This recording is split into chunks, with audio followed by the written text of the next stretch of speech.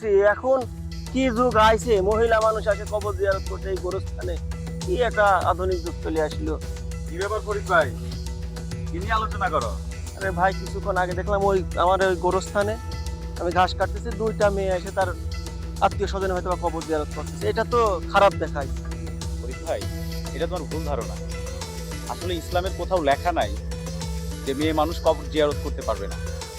কবর জিয়ারত মহিলা মানুষ করতে পারবে, তবে পুত এবং পবিত্র হয়ে।